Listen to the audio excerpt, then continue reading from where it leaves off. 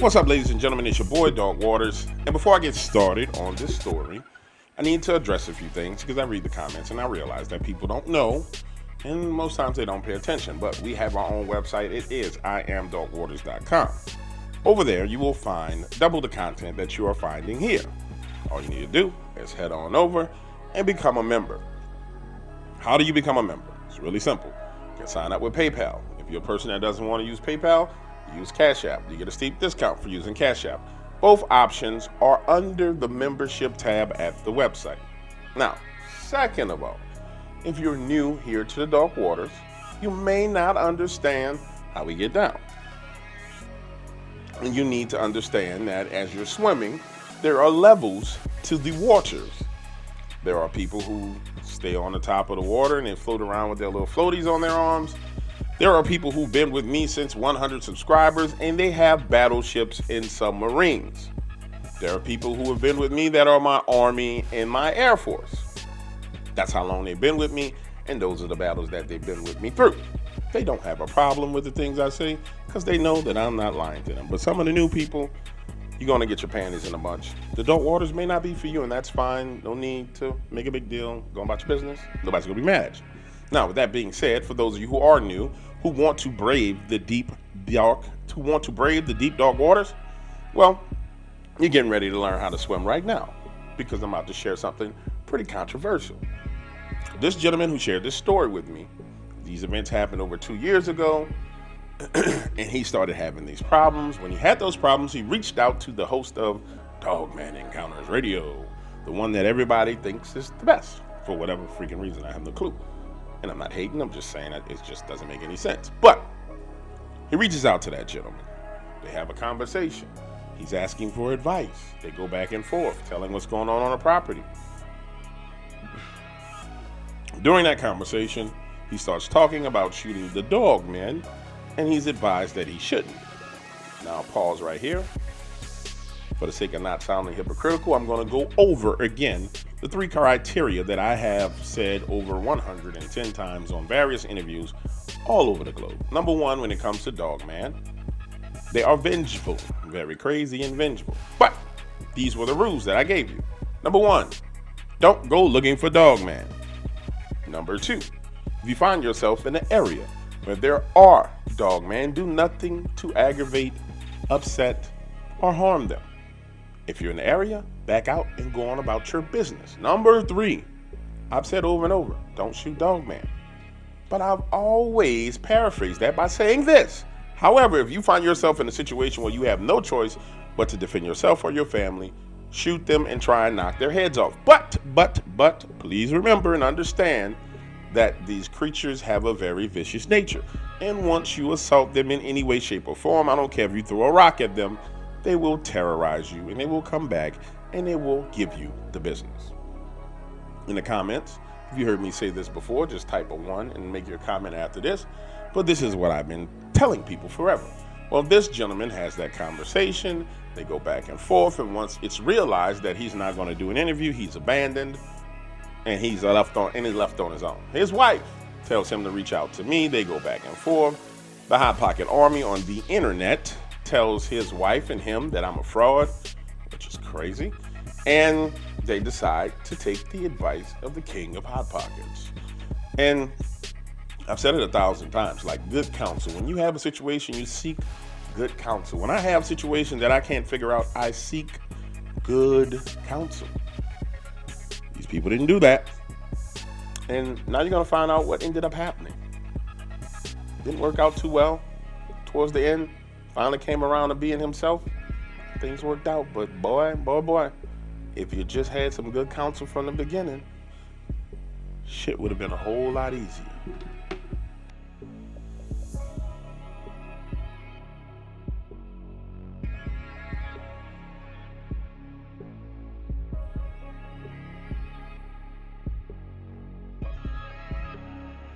So I took that terrible advice not to shoot these dogmen. And in return, I found myself with 32 dead chickens, 2 missing dogs. And not only that, now my wife and 16-year-old daughter are so traumatized that they left the house and went to live with her sister. Now, if you thought that was bad, I find myself on this farm alone to ward off these creatures, and they have no fear of me whatsoever. It's 5 p.m. here in Southeast Texas, and there's a storm rolling in from the Gulf of Mexico. The power is expected to go out tonight in Hidalgo County. By sundown, the power is out, winds are howling. Frankly, I'm afraid. Every sound has me on edge as I sit in the living room, rifle clutched in hand. But it's hot and it's stuffy. Walking over to crack a window, lightning flashes and I see one of those things standing in the rain looking in my direction. And I was praying that this storm would make them run for cover. But then, after that, on top of all the rest of the stuff going on, there's a tornado warning coming over the radio. And I say to myself, Lord, what else are you going to throw at me? How much more do you think I can take? Understand the entrance to my storm cellar is outside on the same side of the house where I just saw that creature. As the winds howl, this fear creeps into my spirit and I'm petrified. But at the same time, something is saying, you have to go to the cellar. You can't stay here.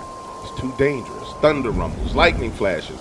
Again, looking out of the window, it's gone.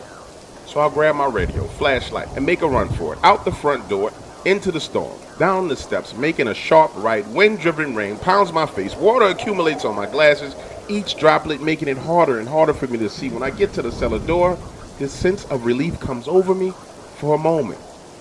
But then lightning flashes again. And I see one of them, no more than 50 yards away from me, low to the ground, stalking, looking directly at me. The feeling of relief you feel is now gone. Dread sinks in.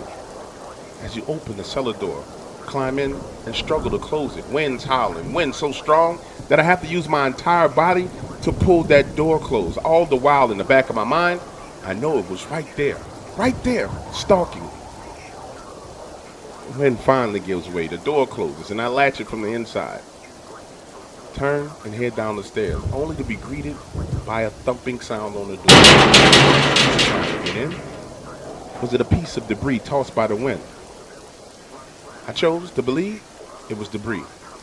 Because had I let my mind dwell on that, under these circumstances, me trapped below ground, the only thing separating me and them, this metal door, honestly, I may have taken my own life.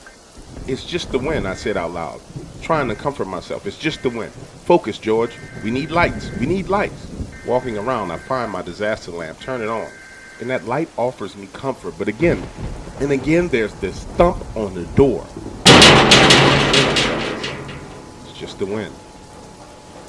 But now I can hear the tornado. It sounds like a train is coming. Can't be too far off. It's too loud. Over the radio, they warn, take shelter immediately. So I sit there in a chair, terrified, for the next 45 minutes, water leaking through the cellar door, each drop reminding me of the maintenance that I should have done to it in the first place. So stressed, I lay on the floor, rifle in hand, looking at that door. I'm not going back out until the morning. Makes no sense, too risky. At least my family is not dealing with this. Small comfort to me under the circumstances, but comfort nonetheless. That's when I think the stress got to me. Because I passed out. When I awoke, it was 6 a.m. You could see the rays of sunlight coming through the cracks in the cellar doors. And with all the courage inside of me, I exit that cellar only to discover the damage that had been done to my farm. Devastating damage. My truck windows broken out, shingles missing from the roof, my barn torn into pieces, trees down all over the yard. It was right there in that moment that I heard my wife's voice saying, "We need to sell this place. We have enough money, babe. Let's just move, honey. It's not that important. Let's just move to the city." Listen to me. When I tell you in that moment, I almost made up my mind to say, fuck it, I'm selling this place. I don't want nothing else to do with it. But then I saw one of them step out from behind the grain silo and I lost it. When I say I lost it, I lost it. Couldn't take it anymore, started shooting. The storm, the roof, the barn, the fear. Fuck it, this is my property and I'm not leaving. Understand, these things are fast, insanely fast. But I know I hit it. Had to aim ahead of it a bit. But I know I hit it because it slowed down and darted off into the trees. But let me tell you something, I was determined. Nah, it wasn't determination, it was obsession. I was obsessed with making these things leave. Over the next few days and night while the power was out, I stood guard. If I heard a sound in the darkness, I shot in that direction. And in the middle of the night, I wanted to make a point to them. I was no longer afraid of them. So I went out into the darkness, flashlight in hand.